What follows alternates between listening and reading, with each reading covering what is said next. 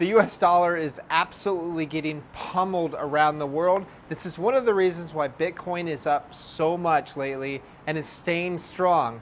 As you know, we've said on this channel that we thought when it dropped to around $15,000 and then it bounced, we were like, hey, you know what? I think this is the bottom. Got a lot of heat for that, but that's fine because, you know, we climb on a wall of worry. It's pretty much called the disbelief phase is what we're in right now. So I'm gonna get into some really crazy information right now that you probably haven't heard on your crypto channels, but I like economics and crypto together. Okay, so Saudi Arabia in the past 7 days, Saudi Arabia is to adopt economic strategy without US dependence. That's pretty new. That's the first here. Following a decline in relations under the Biden administration. This is according to FT. Okay, now you have Saudi Arabia, Russia, UAE, Iraq, Kuwait, Oman, Algeria to cut oil production output until the end of 2023. Saudi Arabia partners with China to build a Chinese oil refinery for 83.7 billion yuan, which is $12.2 billion. So yes, they are slowly moving away from the US dollar. I'm going to get into why I think this is going to be a slow move away, okay? This isn't going to be overnight.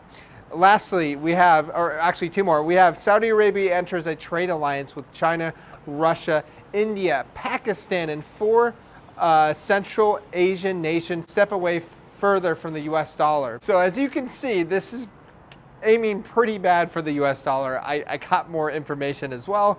Brazil and China to cut a trade deal going right around the US dollar. In 5 years, we won't have the ability to sanction them. This is according to Marco Rubio.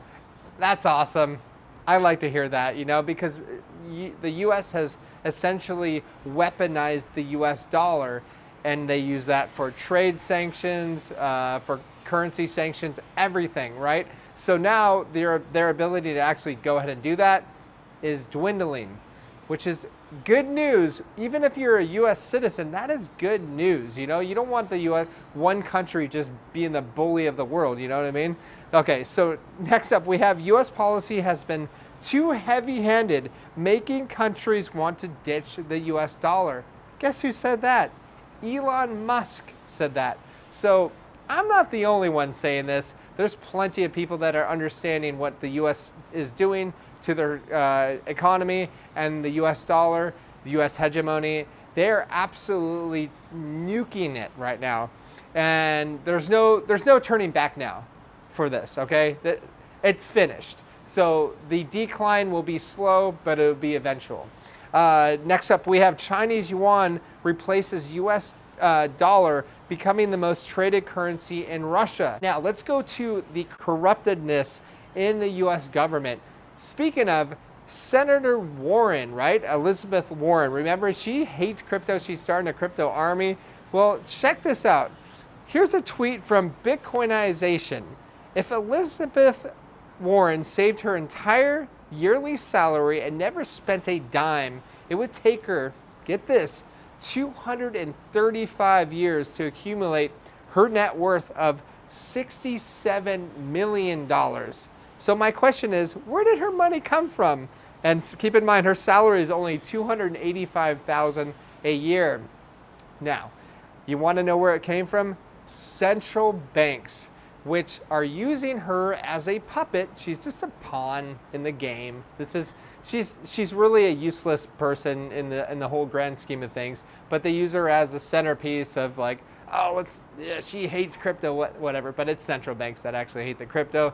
That's their distraction, is this poor old lady that doesn't know anything about economics whatsoever, but you're paying your tax money to her. Next up, we have Malaysian Prime Minister says there's no reason to continue to depend on the US dollar. So Asian country, I mean, around the world, they're literally fleeing the US dollar. And but like I said, I'm going to get into why I think it's going to be a slow waning off the US dollar. But I'm going to get into a couple things. So the Fed official says the Fed Reserve will need to raise rates above 5% and hold them there for a while. Now keep in mind, they're saying this right now, market's pumping, so they have their plunge protection team that is going into the market. The Federal Reserve has its own trading desk, so they go into the market, pump the market up, and go, okay, stock market's doing fine. We're going to put this saying that interest rates are going to rise, but you know what? The market already knows this, so there's no surprise. Markets hate surprises, and they hate the unknown, so they like to kind of know what's happening for it to rise even more. Now, this is going to be all over the place, but Do Kwon, let's go back to Luna, right? Do Kwon could face 100 years in prison in the US and 40 years in South Korea. So that guy is going, see ya. Now, okay, here's why I think that the US dollar will stay the global reserve currency for quite a while, even though all this stuff is happening, right? Now, hey, tell me your thoughts below. I'd love to hear them. But here's what's happening right now. So, the Chinese yuan that accounts for like 1.33% of global payments, right?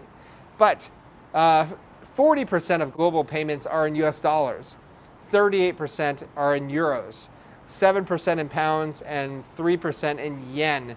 And the world's central bank hold around 60% of their reserves in US dollars. So as you can see, it's going to take a while for the world to wane off the US dollar. Eventually it's going to happen, and you're going to see a weaker dollar, and eventually it's going to go to some other superpower. And so see you later, West. You had your chance, you blew it. You created laws that that kicked out innovation, you kicked out entrepreneurship, and you really destroyed your country. And so this is what happens. Nations are cyclical. Look at Rome, look at Portugal, what happened with their empires. Like, they slowly dwindled and they just went poof. Next up, we have China and Malaysia considering an Asian monetary fund to reduce dependent on US dollars. It's just more and more bad news. You're going to see an increase of this news more and more, and I will keep you guys posted on that. So lastly, before I end this, it's kind of sad news here that Cash App's founder Bob Lee has been stabbed to death in San Francisco. Now, I've been hearing a lot of reports of crypto people getting killed, so be very careful not to share. If you're a whale, if you do have a lot, don't tell people, you know what I mean? It's so stupid when I see people on crypto Twitter like, oh, I got this much Bitcoin, yeah, and showing all their gains and stuff. I'm like, that is so stupid, keep that stuff private, and that will make you a lot safer. Anyways, please like and subscribe, and if you want to see what we are getting into crypto-wise, we've been killing it lately, check out the CT Club down below. The link is in the description. Talk to you soon. Bye.